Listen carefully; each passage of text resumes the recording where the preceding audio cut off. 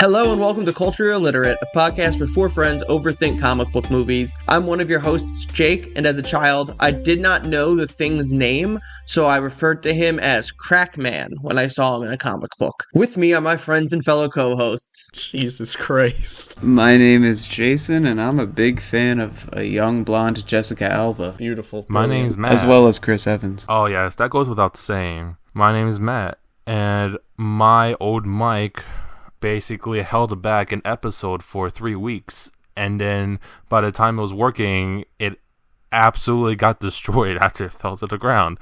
And right now, I have a gigantic white lollipop as a microphone now. I hope you lick it. I did. I've already tried to put my mouth around it, so I have technically licked it already. Booyah. We've touched tongues in some way, shape, or form then, by association.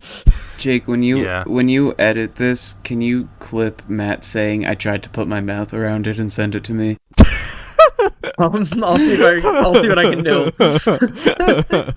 Well, Jason, I think you should make your custom ringtone, Matt saying that over and over again. Jason, you have access to the folder. When Matt uploads the finished product, you can just take it. That's true. I can take it, and I can remix it into a dubstep beat if I want to. I have that in my capabilities. I want to make TikTok edits of funny clips, because maybe that could get us some extra viewers, but I'm too lazy to do extra editing. Harness the power of TikTok. Jesus Christ. Harness the power. No, it's that's how I discovered the Yard. Followers. That's how I discovered the Yard podcast. Yeah, it's a big source of growth for podcasts. Granted, they also have a massively famous streamer on their podcast, but... Well, yeah, but in general, because of that, they have such a strong algorithm on that platform. But the ratio of work I would need to put into how much I care about getting additional listeners is nowhere near what I need to do that. We'll get a guy. We'll get a guy. No, but what you don't understand is you already have somebody who's massively famous on here, and that would be me. Hi, I'm Sean. No, that's not true at all. Sean's famous in my heart. Fuck you, Matt. He's famous within the inner circles. And my fun fact is that I need more cinnamon buns in my life. I've had less than I require within a given week, and I'm sad. Tragic. The thing is, even when you have enough that you require within a week, you still kind of need more, though. It's never enough. Never heard. Never too many. You can always have cinnamon rolls or cinnamon in any capacity, really. You can't go wrong. You got to go to that cheesecake place that my dad got me cheesecake from, Sean, where they had the Cinnabon cheesecake with pieces of cinnamon roll inside of the cheesecake, as well as a little mini one on top. It was so good. I need that so bad. Did you ever send me the name of that? I feel like I think I did, but it was a long time ago. I don't remember what it is. But I'm sure I need to go and look. I'm sure I could find it. I don't know. It's by my dad's one apartment, so ask him. Maybe he'll listen to this and text you. Yeah, in addition to cinnamon rolls, I'm gonna kind of skirt largely the obvious recommendation of recording this the Monday after Barbenheimer weekend to date it a little bit. And obviously I recommend those two movies. We all saw them together. They're both great. If you still haven't seen them, have a double feature at home or something. But in lieu of that, I want to put more focus on, there's a show on Disney Plus called American Born Chinese that I highly recommend. Me and Sean had seen a panel for it at New York Comic Con a year or so ago, I guess. 2 years ago, and I didn't even realize it had come out because it got no freaking push. But it is this story of a middle school American born Chinese boy who kind of gets dragged into some Chinese mythology stuff. The lead is fantastic, played by Ben Wong, and his character's name is Jin Wong.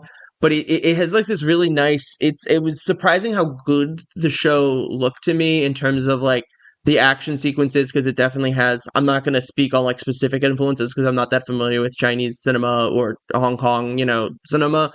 But that's an obvious influence on it, as well as having a lot of legendary actors in the show, Ke Huy Quan and Michelle Yeoh, Daniel Wu, and then Daniel Destin Cretton, who worked on Shang-Chi, is a producer on the show and directed, I think, 2 episodes. So if you get the chance, check it out. It's only 8 episodes, and it's really, really charming. And I was surprised at how strong it looked, especially in the difference between the scenes that are just Jin in middle school and the stuff that's like mythology based. And then little off the beaten path for Rex, I'm gonna rec the TikTok account Jack Inanen. INNANEN, or at young with no O, Jack Inanen, because I stumbled across like a skit that he posted on like Twitter or something, and I was like in tears laughing to the point of I don't really use TikTok. I just don't want to get sucked into it. I sink enough time on the internet as already, but I had to find this dude. Found him, and I like every one of this dude's skits makes me like cry laughing. It's the exact type of just silly, kind of nonsensical humor, and these like fucking like 40-second videos all have like a fucking plot twist in them. So if you want to just like a good quick laugh, look that guy up. Handsome man with a mustache. Yeah, he is very funny and handsome. So I back that, as well as the Barbenheimer Rex. I don't know anything about the show that you wrecked, so I can't wreck that, but the other things for sure. I have some wrecks of my own, actually, though. First and foremost, an artist I've mentioned before, but one of my favorite artists, Glaive, released his debut album, even though he's had several EPs out before. It's just kind of a formality of calling it an album, but I digress. I think it's a very good album. It's a bit different from his past work. It's a little less hyperpop, a little more experimenting with his influences in indie rock and folk punk that he has been outspoken about loving and wanting to make in the past, and I think he did a really good job on this album. It definitely, I can see the influences he had going into this record, but I don't think it gets lost in that. I think he still has his own recognizable kind of touch on everything that he does. So I recommend his album, I Care So Much That I Don't Care At All, as well as a punk band called Scowl that I just discovered recently, as their lead singer was on the Lead Singer Syndrome podcast, which is another rec. That's a great podcast. But their lead singer was on there, and she seemed really cool, and the band is really cool. So listen to them if you like punk music. They're sick. Cool. Those are my recs. That's all I got. All right, if no one else is jumping in, I'll progress thing. I was waiting for Matt, but yeah, we can move on. Well, y'all can't see because we don't do video, but Matt looks so motherfucking disinterested right now. He did not care about my recs at all, did he? I mean, Sean, if you have something, clearly Matt's not saying anything, but yeah, when y'all are silent, I'm just gonna keep pushing. You know what? I'll rec one thing. I started watching Primal, and it's really good, so I recommend that. I'm on a weird Gendy Tartakovsky kick for some reason. Oh yeah, I know great. That's someone Matt's talked about a lot. I don't know what that is. Wrecked like all of his work that earlier, movie or show or whatever. That is. Have you seen Samurai Jack, Jason? Yes. Same guy who did that. Or the 2D Clone Wars. Oh yeah, or the 2D Clone Wars, or Dexter's Laboratory, or didn't Matt just recommend that unicorn shit last episode? What was it? Something Unicorn Warriors in his I recommended that one. No, Sean recommended that. That's him too, right? Yeah, that's him too. Wow, what a prolific individual. He's also, if it helps to make it worse, he's also done the Hotel Transylvania movies. All of them. I saw at least 2 of them. The Hotel Transylvania series is not awful. It's fine. It has its moments. I'm not gonna lie. It's not awful. It's fine. Rick. He definitely did it so that he could do other things. He really definitely did it so he could make money and then move on. That's like job. One for them, one for me. Yeah, Ed Norton talked about that, how he does like weird perfume commercials in like other countries because it pays the bills so that he can do like Wes Anderson movies that aren't as lucrative. It's kind of crazy to think about. Yeah, it really is. So this episode, we're covering Fantastic Four, which released July 8th, 2005. So that version, not the Fan Force Day version. We'll get to that way down the line. Written by Mark Frost and Michael France, directed by Tim Story, and shot by Oliver Wood. I also want to shout out Jose Fernandez, who was the costume designer, and the entire makeup team, but in particular Bart Mixon, who was the one who did the makeup for the entirely practically done costume of the Thing, which I think all of the makeup and costume in this movie is like one of the stronger suits, but the Thing in particular looks incredible, and it's just crazy to me that they actually did it totally practically. I think it turned out well. So as Ian Griffith is Reed Richards slash Mr. Fantastic. Jessica Alba as Sue Storm slash the Invisible Woman. Chris Evans as Johnny Storm slash the Human Torch. Michael Chiklis as Ben Grimm slash the Thing. And Julian McMahon as Victor Von Doom or Dr. Doom. I also wanted to mention Kerry Washington, who plays Alicia Masters and doesn't get much screen time, but I just think is perfect for the role, in my opinion, so I didn't want to forget to say that before we ended recording tonight. What did y'all pass with this movie? I watched this a ton. This may be the movie I watched the most in my lifetime, actually, that we cover on this podcast, because growing up we had a DVD player that went on the back of a car seat, and my family used to go to Hershey all the time, and we would just watch this we had the DVD on the drive there every year. So I've seen this so many times. So admittedly, just going into today's episode, I have a very nostalgic bias in favor of this movie. But did any of y'all watch this growing up, other than I guess I already covered in that sentence that Jason did? Yeah, okay. I'm so glad you brought that specific memory up, because I was going to as well, and I was going to ask if you remembered that, but I don't even have to now. Yeah, this movie I think I've probably watched easily into the 20s to 30 times probably, just because of that. And any long drive, it was always this movie or that movie RV with Robin Williams. Those were the two that I specifically so clearly remember watching on that DVD player in the car. And it was any long drive, Hershey was the most common one, but anytime we were gonna be on the road for a while, we would pop that thing on. And so I also have a very nostalgic memory of this movie, and I love Jessica Alba and Chris Evans, and I loved them then. I guess I'll go. I definitely, it's the same thing with me. I watched this a lot, and I remember this a whole lot as a kid. I feel like most of the time when I saw it, by Sailing the Seven Seas, and I remember we also rented it a whole lot when I was little, and then also it was on I don't know if you remember the Fox channel, but they had a Fox Movies channel, and it was almost always on there back in the early 2000s. So whenever it was on, we'd always just put it on as a background noise. So I remember watching this movie so many times that I can't put a number to it, honestly, but it's definitely one of those ones where I'm okay, I've seen this one a lot as a kid, and I definitely it holds a weird place in my heart. Yeah, I almost have seen this so many times, and it's been years, but I still found myself remembering the lines in certain parts, just because it was so much of a part of my childhood. Probably just because it's just how often they just replayed it on some of the Fox channels. That's basically how I saw it. It's basically always rerun on the Fox movie channel. It's always playing because I don't know. I guess people just like the Fantastic Four, or Fox just has a very dull library. But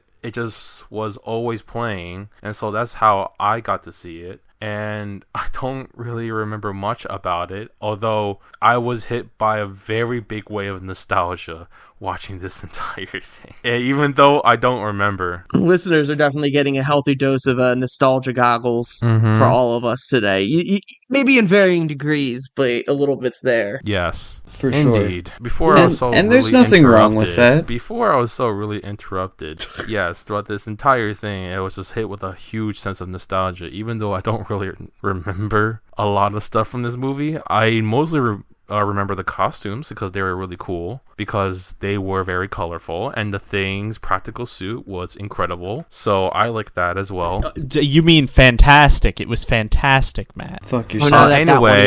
Anyway, the only thing I didn't like was when they got their superpowers. Actually, no, wait, yeah, never mind. Yeah, that's when we get to talk about the movie. But yeah, nostalgia and whatnot. Who gives a shit? Let yourself go. Nah, or not. I got no. If you can't tell, I got no energy because it is after 9 o'clock, and so my body clock is it's basically almost sleepy time for Matt. All right, well then let's start talking about the movie. It opens with Dr. Reed Richards and his bestie pop, his best friend Ben Grimm, convincing Dr. Victor Von Doom, kind of longtime frenemy of Reed's and CEO of Von Doom Industries, to allow them access to a space station in order to test the effects of exposure to cosmic energy from these cosmic clouds on biological samples. Von Doom agrees and recruits his chief geneticist researcher and Reed's ex-girlfriend, his sort of kind of current girlfriend, Susan Storm, and her reckless brother Johnny Storm. They arrive on the space station to study the cosmic clouds, but the clouds arrive ahead of schedule, right as Victor's proposing to Sue.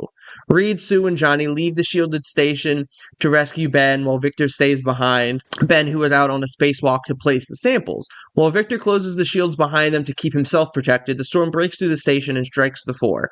They return home, but soon begin to develop strange powers. Reed able to stretch like rubber, Susan becomes invisible and can create force fields, Johnny can engulf himself in fire and seemingly maybe fly, and Ben is transformed into a large rock creature with superhuman strength and durability. Victor, meanwhile, faces public backlash as well as backlash from his stockholders due to the publicity from the failed mission. So, I mean, I think in a movie like this, one of the most important things to talk about is just the casting. And so if y'all have any like kind of rapid fire thoughts on how you feel about the cast of the Fantastic Four themselves, or the casting of Doom. I think that Chris Evans was perfectly cast. I think that I cannot remember his name, but Reed Richards, Mr. Fantastic, was perfectly cast. Ian Grufford. Michael Chiklis, I just really like his name, to be honest with you. And then Jessica Alba, she's just great. So those are my thoughts on the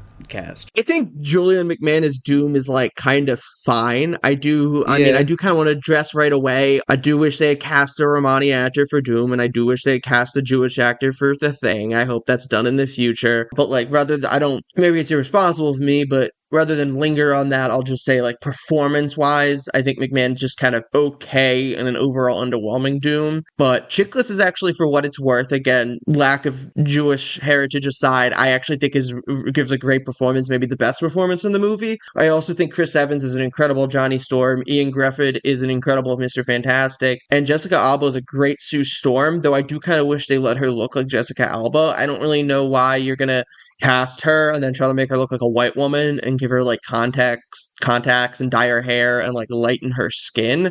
I know she's talked a bunch about like the bad experience of being a Latino woman and them just kind of using the makeup department, which does a great job in a lot of ways, and I understand this is probably outside of their underpaid control, but it just feels weird to cast one of the biggest movie stars at the time and then not even let her look like herself, not even getting into the whole, like, racial insensitivity of whitewashing a Latino woman. But I think most of the cast is, like, really fucking good, actually, despite some political issues and just an okay Doom. Yeah, that's sorry. I agree with all that, and I will say that Jessica Alba still looks beautiful, but I agree that she should have looked in her natural beauty. That's kind of like when I was gonna talk, I was gonna say about the same things. Was that like, yeah, I think all of them visually, aside from like Julia McMahon, I think all of them like really fit the roles visually, and they all look the part like incredibly well. So like I like most of them. Political things aside, like I do like all of them as their characters. I think the only one that I really just don't really care for is Doom, which is disappointing because like it could have been so great, but it's just like they got the casting for like the actual team itself done so well, and then like to have a misstep with the villain is kind of disappointing. But like otherwise, I think it's like surprisingly good casting for the time. Just think about this, Sean. It gets worse. So we'll definitely look at this movie in retrospect and then appreciate how much better of a Doom it is than what we're gonna get in the future. Because holy shit, is that movie going to be an hell of an experience? And I mean literally hell. Oh, I'm not looking forward to that. I'm thinking about it now. We're a far ways away from that, Matt. We were far away from this movie, and all of a sudden we're here. Before we know it, we're going to get there, and it's going to be an awful experience. The real fan stick is the friends we make along the way, though. Shut the fuck up, Jake. Shut the fuck up. Jesus Christ. Anyway. Guys, but I love doing this with you, Matt. You're such a vital part. Fuck you, Jake. Anyway, the cast was pretty solid. All of them look their part. Doom is dumb, but then I'm definitely gonna want this Doom again once we get to that other movie, which I am not gonna say its name. I'm not even gonna think about it until we inevitably get there. So then, you know what? It was fine. The casting was fine. Jessica Alba, I honestly didn't know she was like some kind of big superstar. I just thought they just kind of casted. Wow. Oh my god. I just thought I didn't know who Jessica Alba was before this movie, and so I thought she was an actual blonde. I did not know she was. Yeah, she is not that pale. And that is not so that blonde. shameful. I did not know you. that. I am ashamed of you. Oh my I just thought like, God, oh, they you just didn't cast know like Jessica? Oh, she's him. She is him. Like, not Invisible Woman, but just I never Jessica watched. Alba. I never watched movies like, I think it was Sin City, Machete. Mr. and Mrs. Smith, was that her? No. No, that Who's was in that? Angelina Jolie. Oh, Brad Pitt. right. I was just thinking of like 2005 movie stars, you know? I mean, yeah. Yeah. That was the Other right than those- era, just the wrong person. I've never seen any of those movies that she starred in, and Fair. she's okay. I think that's for most of the She's cast. fantastic. I think most of the cast is okay. They're not like exceptionary, but they're fine. I mean, how about okay? They're the perfect cast for this movie in particular. They look the part, but then in execution, it's that's like this movie in general. Talking execution, I mean, what are y'all thoughts on the execution of the Fantastic Four's origin? I'm not sure, like, which of you are like what level of familiar with the story, but I mean, it is pretty, if a bit streamlined for time, pretty accurate to, you know, cosmic space rays give them powers, Reed and Victor beef, Sue being fought over. Yeah, I think they do it pretty succinct and well, honestly. I think, you know, you kind of get a feel of all of the characters pretty quickly and what they're all about, what their kind of personalities like, and then they don't waste time. They kind of get through the origin, I feel like, pretty well. Yeah, I'll say that's the case. You basically get a gist of every character's wants and need, and you basically get like a gist of what kind of character they are within, I would say, like, by the time they reach the space station, you know what types of characters what they are, and so there's not a lot of confusion. It's pretty straightforward. It's pretty simple. There's a love triangle. There's a guy about to get married. I don't know. I'm about to go on this whole side tangent that doesn't necessarily go anywhere. This is what I do when I get tired. I am so horribly unfocused. I'm not going to do it now, but I might do it later as we get late. Oh my god, I'm rambling already. I'm doing it again. This is fantastic. No pun intended. Is your other side tangent where you fall asleep? Yes. All right, well, let's avoid that. But I mean, I agree with Jason. I do think you kind of like, it doesn't take up too much time, though in general, I do think this movie actually would be better with another like 20 or so minutes added to it, just to build out the interaction more kind of in the middle and maybe extend that finale a bit. But overall, in terms of the origin, like, but Matt and Jason said, I feel like I understand all of these characters, and the character writing for the movie is in general a strong suit of like, you can kind of consistently feel like Ben's strength in his heart, like his large heart. Reed, as Johnny describes him, is like the world's dumbest smart man, which is, I think, the like best description for Reed Richards ever. Sue just being like the actual smart one, and like kind of like this not underappreciated real leader of that team. Johnny the hothead. And then all the things you can say, I think, about what they get wrong about Doctor Doom, but his vanity is so clear and his selfishness is so clear.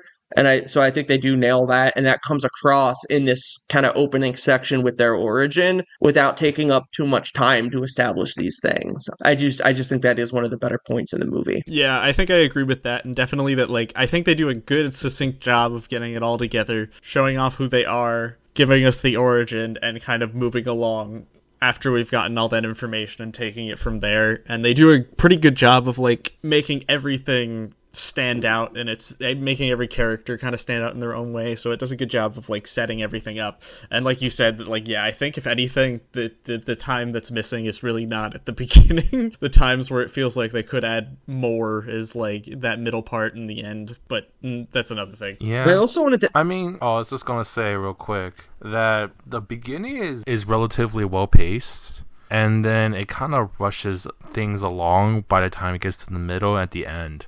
Like, it really could use like 20 more minutes, because things progress so quickly once you get past the halfway point, and the first half is so well paced, And I feel like it's kind of a shame because this movie could definitely, use that extra time, and then it would be a much better movie for that. Before moving on, I also kind of on this topic wanted to get your guys' opinion on Reed and Sue together and how you all feel about like Ian Grufford and Jessica Alba's chemistry in those roles. Like personally, I think it's pretty solid. It's nothing like exceptional or like legendary the way like Reeve and Kidder were as Lois and Clark, or like Pfeiffer and Keaton in Batman Returns. It's pretty solid. Like I buy the romantic interest in each other, and I completely understand why Sue is like, cool, I kind of like you, but you got your head up your ass, dude. Yeah, I agree with give a that. shit. I agree with that. The only thing I think is like Jessica Alba's just like so far out of his league. But I that's kind of am like with Jason on that part. I can overlook that, I guess. You know what I mean? Because like, I don't know, he's got a nice personality. Well, she doesn't get back with him until after he can extend any part of his body, so well, reach all those crevices. Now we're talking. Now we're talking. I mean, I'm with Jason on that one. she's so out of his league, it's hilarious. But... like, no disrespect, he's not a bad-looking guy, but we're talking about prime Jessica Alba. Like, this, like I said, this movie meant a lot to me. Yeah, did it now. But yeah, I thought An Awakening. Oh God. Hey, and Chris Evans too, man. Oh God. 2 awakenings for 1. Oh dear God. I mean, I thought the chemistry was fine. It wasn't like anything great. It wasn't terrible to me. It was just kind of okay. I really didn't find anything like the beginning of it, to me, for whatever reason, it didn't feel like these characters knew each other a whole lot, and I don't know if it's just because they don't have a lot of, in my opinion anyways, they have like banter between each other, but it's more like this disdain for each other in the beginning, and it's like, okay, like obviously they've known each other before, but it really doesn't come off as like they've ever liked each other, if that makes sense. There isn't like a lot of, in the beginning anyways, I guess, to me, there isn't as much chemistry there as I wish there could have been. I mean, I can say that's probably because there's, instead of chemistry, there's a lot of bitterness due to how their relationship ended. Well, I mean, yeah. I can kind of see where it's coming from, but like, I don't know, because chemistry isn't really supposed to happen when 2 people reunite after a bad breakup. Well, so chemistry can still be like the genuine hatred 2 people have between each other, and them having the chemistry of absolutely despising each other. Like that's true. That still has to play out well, and I feel like I feel like they just feel bitter towards each other, and that's it. And yeah. I wish that there was like maybe an undertone more of like the fact that they liked each other prior, or still have like that, maybe they still like rag on each other, but in a friendly manner and not just in a I don't like being around you kind of feeling. I don't know. I feel like that's not necessary in this scenario, because they clearly like each other still, and they're very awkward around each other, and there is that bitterness as well. And I feel like that was presented well in this movie, and I feel like you don't really need that chemistry of them either having like an undertone of, oh, I still really like you, or that undertone of, I fucking hate your guts, I wish you died in front of me right now. I mean, all I got was bitterness in the beginning. Obviously, that changes over time throughout the movie, but it's well, that's the thing, though. It's like they do progress that eventually. It's but not it like still doesn't. It so I'm still not sure doesn't what's feel your like problem with that. It still doesn't feel like it gets there. Like it just feels very surface level, if that makes sense. You see, like I feel like this would be a more fair criticism if it wasn't 2005 Fantastic Four. I guess that's a good point, though. I mean, how you evaluate a movie is so determined by the lens of it. Like, if you're comparing, like, Matt seems to be really comparing this to, like, the 2015 Fantastic Four that he is dreading getting to, and Sean seems to be more in the mindset, and correct me if I'm wrong, guys, of just as is, like, in a vacuum, as a movie, how do I view these things? And they're both fair points, because the lens you're looking at it impacts your viewing experience. And that includes like talking about the nostalgia before. That's a lens I have that is unique to me that won't necessarily apply to everyone. If it makes it better, I also have the unique situation of having never watched Fan Four Stick, so I have no bad lens to look at this through. You have no grass is greener. I have my only positive is that I've seen this and nothing else. Prepare to watch The Things bulge. That's another one that I'm gonna want clipped. One day we'll get a lot of clips from all four of us whenever I sit down and do that. But progressing with the movie, with the story a little bit. So Ben's lamenting his bad luck, his rotten luck on the Brooklyn Bridge, and inadvertently causes a traffic pileup while stopping a man from committing suicide. The four then converge on the bridge and use their powers to contain the damage and save lives. While the public cheer on their efforts, Ben's fiance, who previously in the movie had regarded him with disgust upon seeing him for the first time post-transformation, arrives and silently ends their engagement by placing the engagement ring on the road, which the Thing then is unable to pick up due to his fingers, his large, rocky fingers. Reed vows to a heartbroken Ben to reverse the effects of the cosmic cloud, and the media dubs them the Fantastic Four, which, while the rest are hesitant at best to embrace, Johnny embraces right away. Victor then exploits this news story to try to improve his perception for his stockholders, but it's too late and they decide to pull out of Von Doom Industries. The four move into Reed's lab in the Baxter building to study their abilities and begin working for a cure, as well as somewhat quarantining themselves, until they have a better idea of the ongoing effects. Victor offers his support in their efforts, but blames Reed for the mission's failures. Reed plans to construct a machine that will recreate the storm, therefore reversing their conditions. However, Johnny refuses to cooperate, insisting that they should embrace their powers, and goes out motorbiking at the X Games. Meanwhile, Victor, having also been affected by the storm due to the shield's malfunctioning, begins mutating into organic metal and is able to produce electricity. He begins plotting to use his new powers to take revenge and brutally kills several former stockholders in Von Doom Industries. So, I mean, at this point, you're getting a lot of the progression, especially in terms of Doom and his motivations.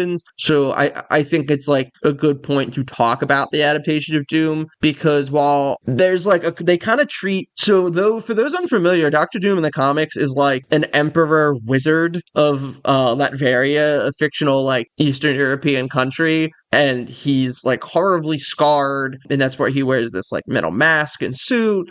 And he also has like diplomatic immunity, so it's not as easy as just like stopping him and arresting him. But in this, I think like probably the worst decision they make in the movie is they turn him into discount Norman Osborn from the Raimi movies. And I really think like the success of those had to be the reason they did this, if not just fear of like scaring off general audiences at the time with like the crazy, dictator wizard guy. But it sucks because he's literally like, he has the same arc. He just gets kicked out of his company and then gets changed by a cloud versus chemicals and turns into a villain. And that's his motivation. And it's just really lame. Yeah. The only real difference is that they changed from a chemical cloud to a cosmic cloud. And that's really it. Yeah. That and the worst performance and everything. Yeah. The only thing that I can say, like, in defense of Doom is, like, that I feel like the movie makes up for the lack of a good antagonist by the presence of very likable and very charismatic protagonists. And so, like, that's what I feel like the focus is of the movie. That being said, it's also, like, that doesn't make, the Doom representation any better. I feel like Dr. Doom's a much better character than this movie gives him credit for. I mean, at least his design is decent. Yeah, his costume's pretty good. His design's fine, and so, as is most of the character design in this movie, but... Except for Reed Richards' sideburns. Reed Richards' sideburns needs to be more white. Like what? I thought he was for Silver Fox, the salt and pepper look. I thought he looked great. No, it was like the amount of white hair on his head was almost equivalent to white hair. Like it's only like a little tiny bit of his sideburns and not like the whole bunch, and so I don't really notice it when he's moving around. I disagree so strongly. That's how I feel. I feel like they should have done it more. I disagree so strongly.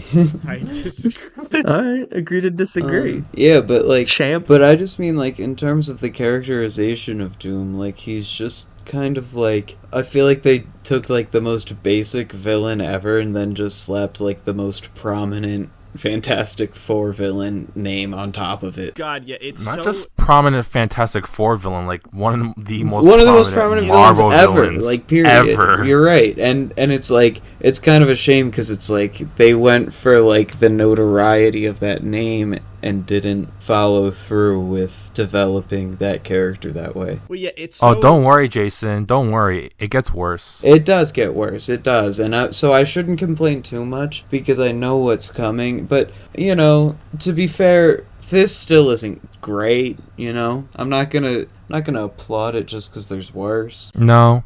It's so... But again, like, I think the focus of the movie is mostly on, like, the likable characters, you know, that are the Fantastic Four, and, you know, the dynamic between them. It just sucks that Doom was sold short in the process. But I think I cut Sean off, sorry. Granted, some of those were Matt. It's so dumb because it's so... Doom is the worst aspect of this movie, in my opinion, and I'm saying that early on. He's so generic, and I hate it. It's so disappointing because it's like, no, a villain can't be worse than being generic, in my opinion.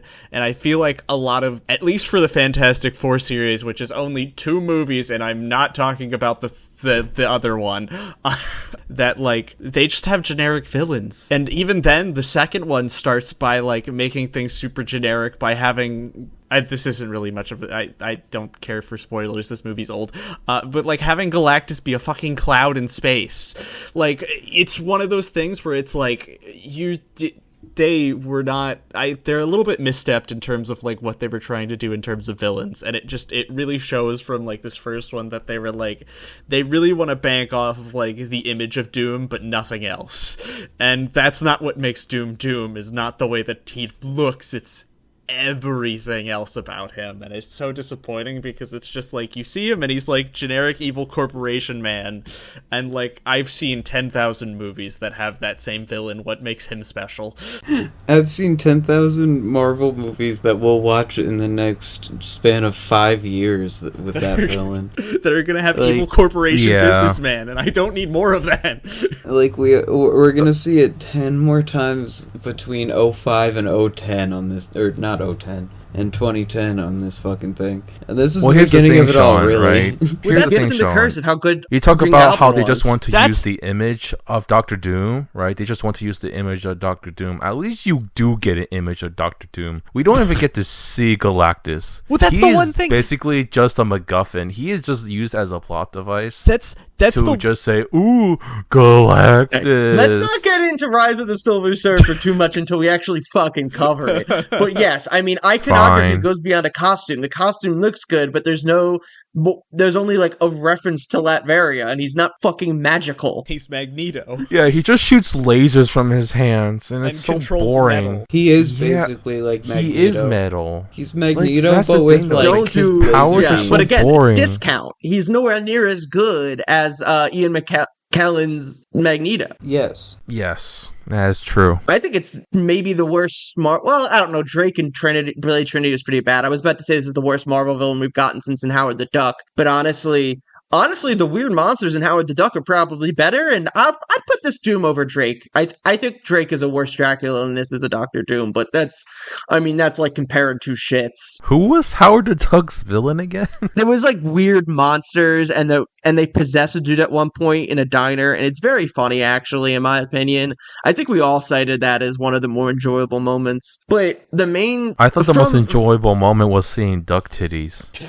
Yeah, I'm sure you did, Matt. That's so you. The one part that Matt remembers. I mean, from a weak note to a strong note, at least in my opinion, I'll be interested to hear if y'all agree or not, is I do like the depiction of how the Fantastic Four are a family, and I think it hits there on multiple notes of like some of them are friends, some of them are siblings, some of them are eventual husband and wife, but they're all a family, and that's like the whole point of Fantastic Four. They've been called, they're called Marvel's first family, and I do think they hit that like vibe well, where that kind of idealistic but realistic family. Like, I was lucky enough to grow up with a fantastic immediate family. I love both my parents, I love both my siblings, but at the same time, like, you live with people in close proximity, you're gonna fucking fight with them.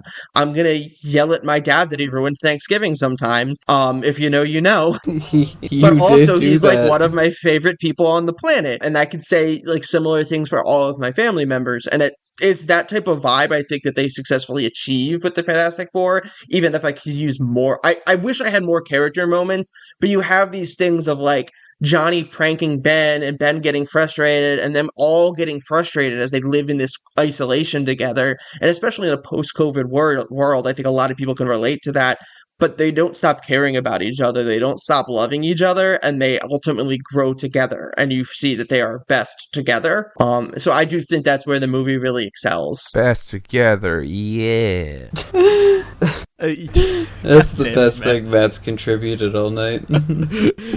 Are you sure it wasn't the recordings that we're going to be stealing from him later? Well, maybe. What do you mean stealing? I'm going to have to voluntarily give this recording, otherwise Jake will yell at me. I know, it makes it so much better because you can't do anything about it. You know, I could just quit. I could do that. Matt's off the pod in accordance to himself. Out. But what were we talking about? Fantastic Four is a family and how the movie executed it. Yes. Yeah. That's the one thing that I do have to say is like fairly good. I appreciate the way that they do it and that they show that like even when like Ben essentially loses his is she his fiance or wife? She's his wife at that point, correct? In the movie? Oh no, she's his fiance. They're engaged, I believe. Okay. I don't know. The summer refers to them as fiance at least, but I think they're just engaged. Okay. Yeah, fuck Debbie, by the way. Fuck Debbie. Oh yes, 100%. Yeah, she's a total bitch. She's a total bitch. The fact that she gets so scared of him and that he has like nowhere to go, and like the people he goes back to eventually are, you know, Reed, Sue, and Johnny. It's nice to see that like they have that kind of like stuff in there that makes them feel like they are family. I know one of the things we haven't talked about is acting, but like for this movie, because it's really hammy, but I do like it. It has like they're not. I don't know if I would say this movie has good acting in it. Like I don't know how to put it. It's passable. It's very passable. It has the. It's not the good kind of acting, but it's the right kind of acting this movie needed. I guess it's not the acting that this movie deserved. But it's the one that we got, so deal with it. It's the right vibe for me. It's the right vibe. No, that's what I'm kind of trying to say. But then I kind of thought of Batman, and that made me laugh. I mean, I want Sean to continue, but I think Sean's on the right path with this. Like, this movie's vibes are dated, but I think they're the right vibes, and I like them. It's got that ABC Family ass energy. Yeah. Not like, you know, but like it just like fucking the works Brady for me. Bunch, you know what I mean? Like them just kind of like bickering type. I like that shit. vibe from my Fantastic Drake Four. And Josh, like, well, it's just very positive. That's just the thing. I think it's still good. It's pretty positive. So it's like almost you like can still a family vibe to sitcom, like Jake said, ABC Family. Like it has that kind of acting and just like bickering between the main cast members. Yeah, indeed. I mean, things that didn't age well are the Sue stripping joke, speaking of the bridge scene. Oh, God. And the fact that they do that twice, it's just such weird, creepy, low-hanging fruit, but, you know, like you win some, you lose some. You know, that was one of the scenes that I remember because of how uncomfortable it made me. Yeah, it made me uncomfortable, too, and our Queen Jessica Alba deserved better. Okay, I was gonna say, I was like, I even remember being a kid, like, as a kid watching it and being uncomfortable. I was uncomfortable now, and I'm like, I don't know if you want to chalk that up to my asexuality, but if y'all felt uncomfortable, it's just fucking weird. I was the same. When I remember when I was a kid, and I just always asked why. It's so exploitive, and you just know, like, Jessica Alba was not consulted. It was so random, and I was like, this doesn't feel... And her brother's there? This doesn't feel like something that should have been filmed. Other than that, though, I do like the bridge sequence. Like it's Ben great, as Lois really preventing weird. a suicide is like peak superhero, and there's not enough scenes of like these days of superheroes just saving lives. There doesn't have to be like an active villain just like actually helping people. Yeah, it's a really good scene. It breaks my heart with Ben not being able to pick up the ring, but yeah, that joke is terrible and doesn't age well. Wasn't even good then either. But that aside, I do like this sequence. It kind of sums up the better parts of the movie. And we've talked about it with like Spider-Man in the Spider-Man movies as well, but like, you know, the human side of superheroes and them just helping regular people in day-to-day life. And that was a really good display of that, better than we usually get in most comic book cinema these days, I would say.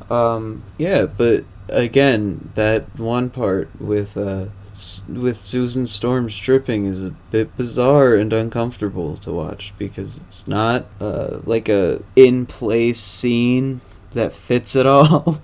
It's just weird. It's basically the producers smacking their lips and just thinking, we have Jessica Alba. Let's see if we can get her to strip for our movie. And then we'll masturbate it for at least the next 10 years. And listen, I love Jessica Alba as much as the next guy, but, like, you show her some respect. She's a very talented woman. And even if she weren't talented, show her respect. Yeah. I don't know if she's talented or not. This is the only movie I see featuring Jessica Alba, so I don't have, like, a good gauge on how great of an actress she is. Not that that's really the point. Well, yeah. No, not really. That wasn't... Yeah, I mean, proceeding on, like, just moving past that, like, I wish this movie would have just skipped over it. So Victor decides to drive a wedge between Ben and Reed, resulting in Ben walking out in a rage.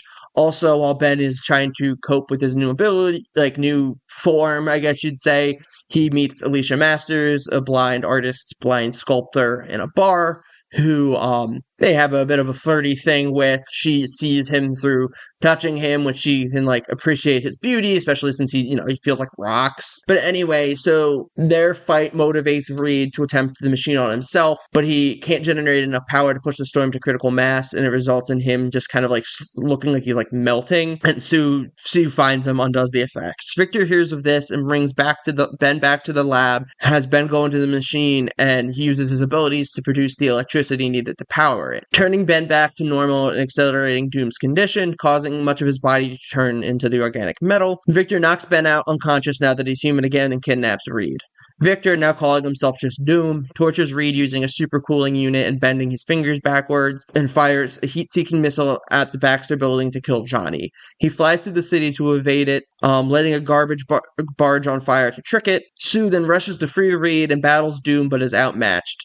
Ben arrives to help, transformed into the Thing once again by reusing the machine. The battle spills into the streets, and the four assemble to help battle Doom.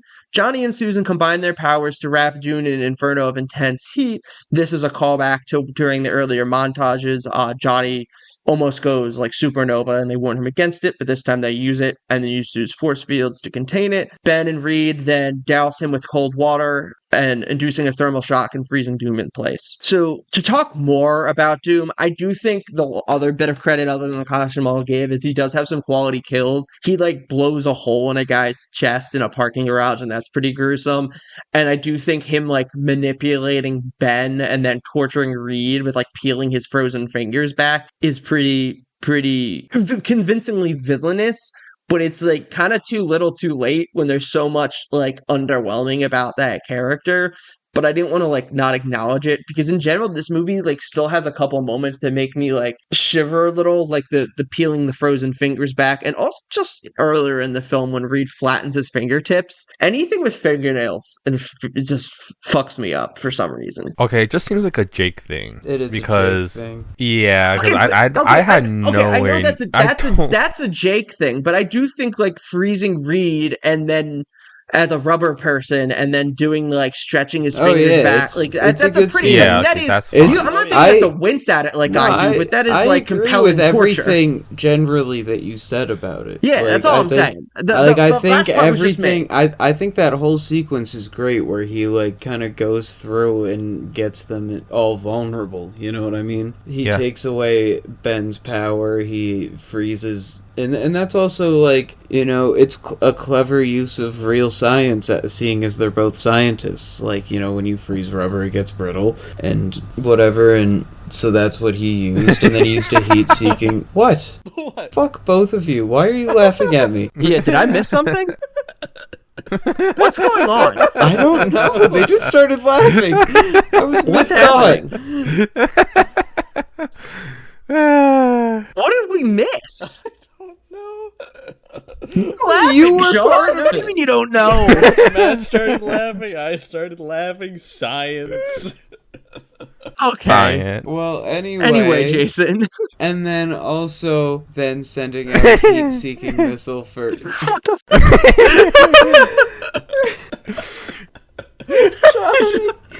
And then I thought thought the chase scene of the missile and Johnny was great because it showed him trying to get away from it, and then I liked how it showed him shoot out the ray of heat and try to get it away that way, and it didn't work. And it worked at first, but then it didn't work. So, and then he lit the barge on fire. And first of all, lighting barges on fire at sea is always funny. But then, like, that worked, and it was like, oh, that was. And I thought that was cool to watch. Like, oh, he had like multiple ideas and it failed, and then he found something that worked. You know what I mean?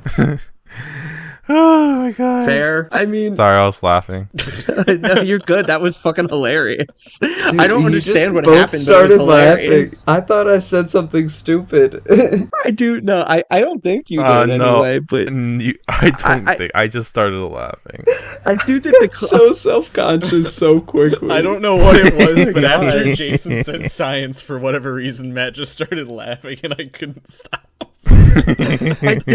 I do think the climactic battle kind of sucks, to be honest. It's really underwhelming and anticlimactic. Like, there's a couple good moments, like Jason said, like, I think like the plan itself is kind of smart to separate the four, but you never actually get like a lot of them fighting together in the end. There's cool moments, like I do like the thing like power slamming the Doctor Doom through floors into a pool, and it's got some of like the best lines in the movie that like Johnny, don't even think about it, never do, and I'm sorry ma'am, I need to borrow your car, the transmission sticks, not gonna be a problem, and then the thing like chucks the car. Those are things that like me, Jason, and my dad will still like reference and quote to this day from 2005, 20 years later. But I just, as a whole, I just feel like I would have liked a whole lot of more of the four of them working in tandem before the movie wrapped up for a movie called The Fantastic Four. And it's just kind of like they just trap Doom in a pillar of fire and then pour water on him, which is like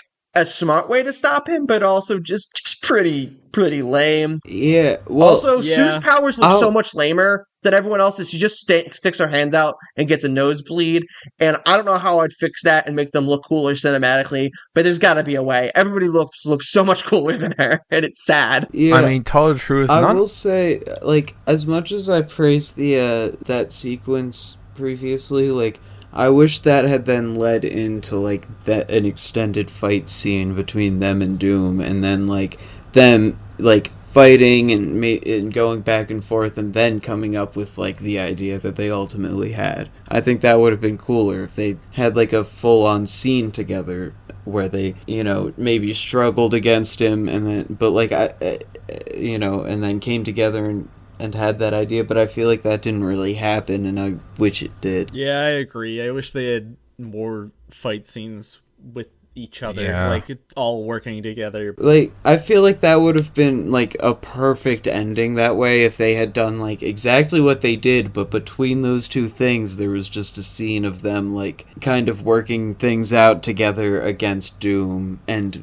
eventually coming up, like devising the plan that they eventually had at the end there. You know what I mean? Yeah. I wish Susan Storm's powers were displayed better than just putting her arms up in the air. Yes. And then whipping her head forward. It could have been so much cooler than that, but then because it's one of those things that, like, made her, in theory, made her she super is stiff. important to what they're doing, but she just looks like she's doing nothing.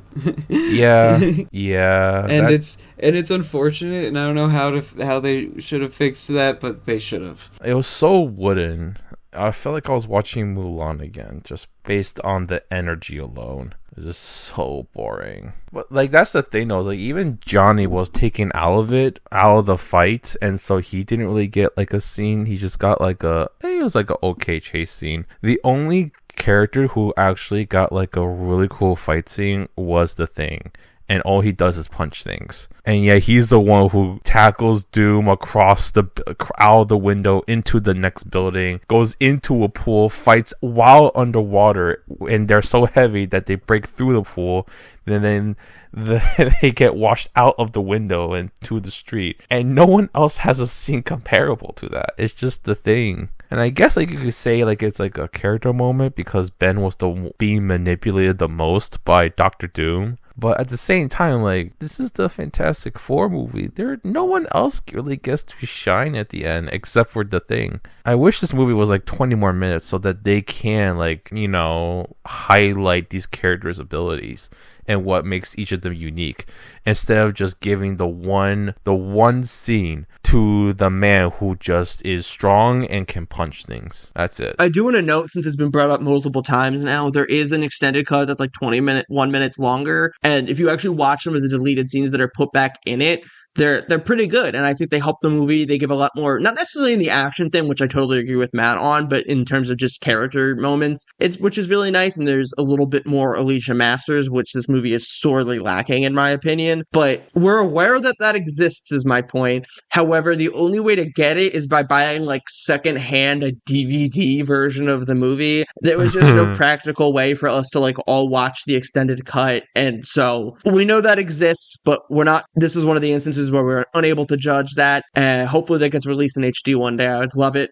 but Matt's point about the action still stands. Sorry. Anyway, Matt. It's too late. You cut me off, you stupid Walters. I was trying to bolster your point. Fuck you. You know, podcast beef gets the views, so if anything, I'm just improving our numbers. Just by we got as of today, we're sitting pretty at 60 listeners. Hell yeah. 60 followers.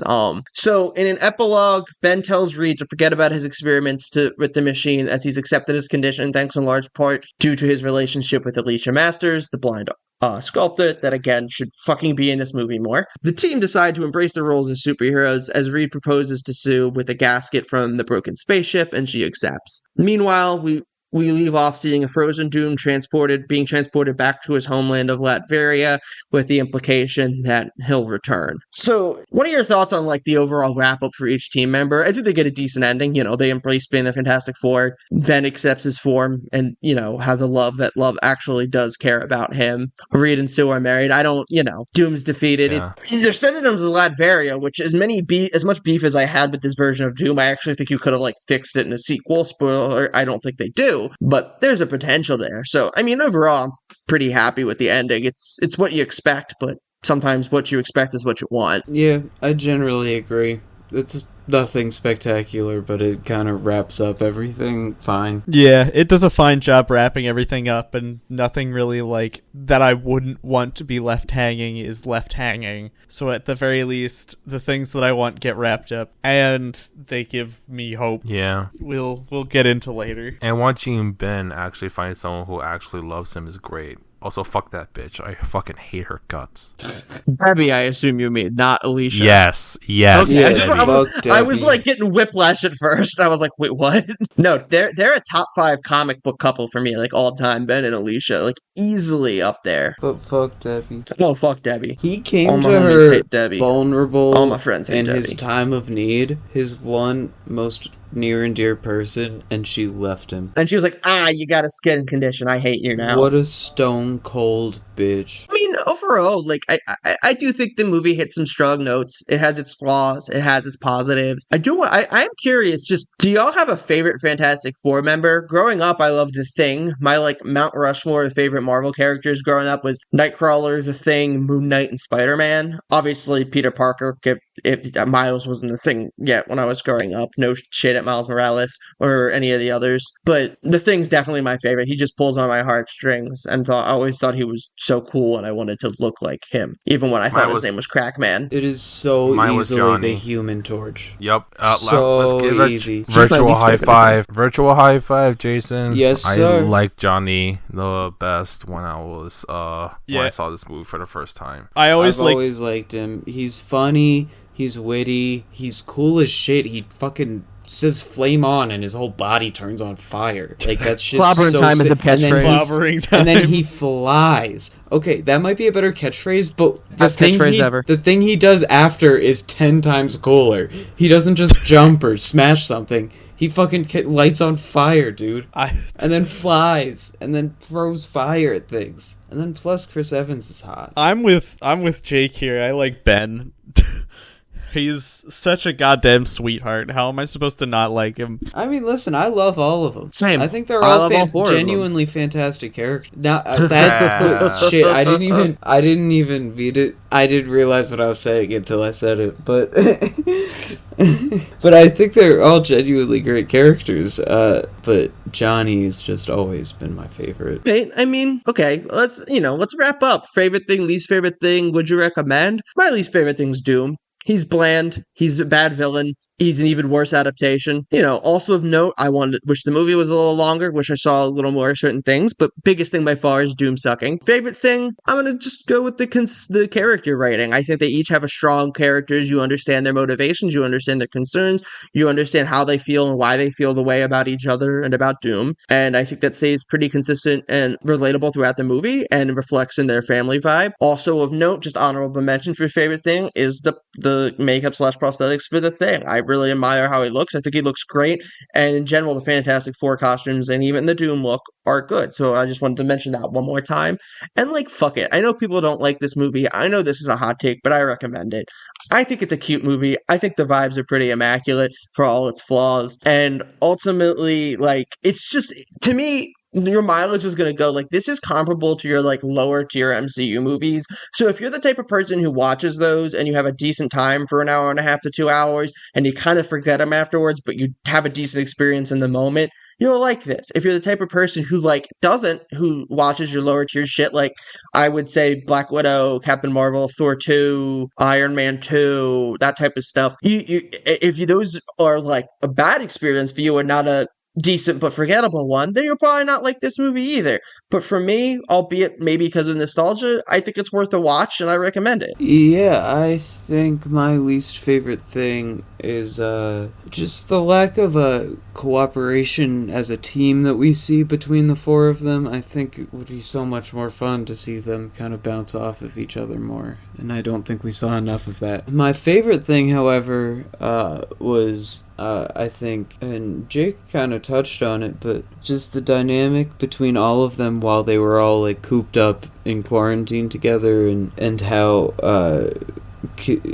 much conviction Johnny showed to just be accepting of their new powers and their new forms, and how everyone else, and how much there was so much tension there with him feeling a certain way and them all being opposing to him. I think that was a great dynamic that helped develop the characters very well. And I also would fucking recommend this movie because fuck it, I don't care if people think it's bad. I think it's a lot of fun to watch, and I enjoy it. And Jessica Alba is a delight, and so is Chris Evans. Alright, I guess it's my turn. I like the movie. Although, it comes with a few caveats because I did tune out of it a few times, so I'm not sure exactly how much that should take away from the experience because I was rather unfocused. But it has its moments. It's definitely better than I remember, because I remember, the movie being, pretty bad, but then even then I don't remember much about the movie. Also, I was really dumb when I was a kid, so there's also that. But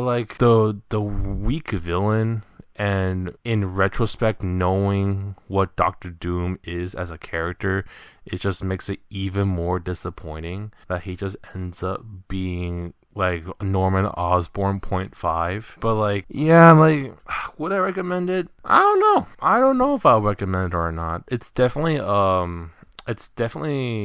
movie of its time. It's not necessarily bad. It's not necessarily great to the point where I would want someone to sit down and watch the entire movie. I would just say, instead of recommending the movie, just watch some of the scenes on YouTube or something like that, because there is low points in the movie and that are not worth sitting through, that my brain involuntarily took me out of. So there's that. That's take that answer however you will, because I sure don't, because I have half of a functioning brain right now and I'm really tired. I guess I'll continue with I would definitely say my least favorite thing about this movie is Doom. I am not going to elaborate further. It's been elaborated enough. My favorite thing, I think I'd give it to Chickless as Ben. He's my favorite part of this. I don't know why, but he's always your favorite thing. He's my favorite thing. I don't know why. He just adds a lot to the charm of the movie for me. I just love him as the Thing. He was pretty good as the Thing, so, like there's the thing is. The Thing is. So yeah, I give it to him. I think I really appreciate at least the way that he portrayed the Thing. But would I recommend this movie? Yeah. I feel like I recommended a little too much because of rose-tinted glasses looking back on this and having some nostalgia for it, but this movie got ripped to shreds when I look at like reviews, and I really don't think, and I say this like from a place of bias and I know it, but I really feel like it didn't deserve it, because like this movie is much more watchable than some other things we've seen here. So like, and I can enjoy this movie, so at the very least I would definitely recommend it. Yeah. Just like it's a good cheesy movie. It hasn't aged too well in some ways, but like it's a good cheesy movie, and it's just a fun time for something to like put on in the background if you don't care too much about it, or if you do, you can still sit down and get some like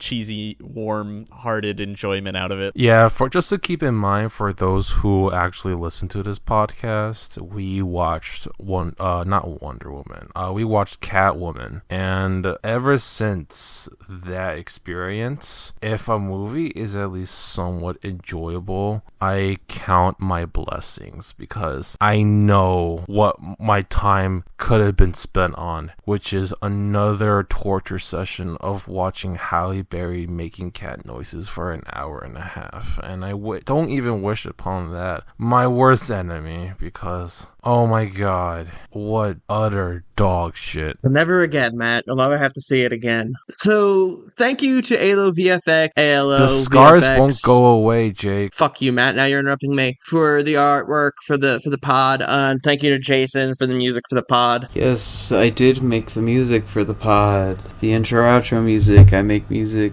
The Upsides PA on Instagram. The _Upsides PA on Twitter. The Upsides on SoundCloud. Please follow Culturally Illiterate on Spotify and Apple Podcasts, and subscribe on YouTube. It's a Culturally Illiterate Podcast is the channel name. Give me that rush of dopamine or serotonin, or whichever one is the one that comes out for that. You can follow us at illiterate_pod on Twitter, Instagram, and Threads if that's still a relevant app at the time of release for this, because we record these pretty far in advance. That's helpful as well. Reach out to us at culturalliteratepod@gmail.com. We'd love to get a question or a comment or anything.